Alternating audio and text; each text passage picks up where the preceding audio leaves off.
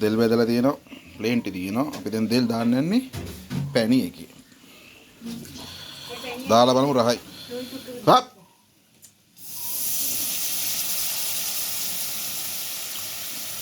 ඇතිද තව දාන්න ඕන පැණි දාන අපි දෙල් දාලා කන්න යන්නේ පැණිත් එක්ක දඩෙන් බිනින් පැණි දොඩන්.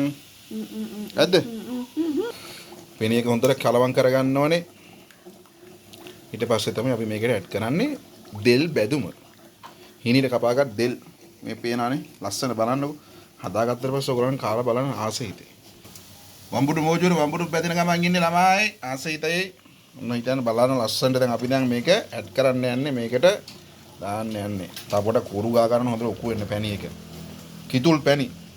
කිතුල් මලෙන් පෙරාගත් පැණි. ඔන්න අපි දැම්මා. ආන්න දැම්මා. ඔන්න බලන්න ලස්සනට මේක හැදිලා එන්නේ හැටි.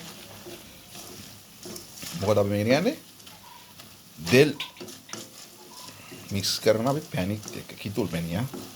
ඉතින් අපි හදලා අන්තිමට ඔයාලට පෙන්නන්න. පොඩ්ඩක් ඉවසලා ඉන්න ළමයි. පේරානේ ලස්සනට පදමට එන හැටි. අම්මෝ ආස. ඔන්න අපි ප්ලේට් එකට දාන අම්මා කොහොමද දෙල් බෙදලා පැණි දාලා. ඔයාලා හදලා බලන්න හරිම රසයි ආ. කාලා බලන්න ටේස්ට් එක කියන්නම්කෝ ඔයගොල්ලන්ට.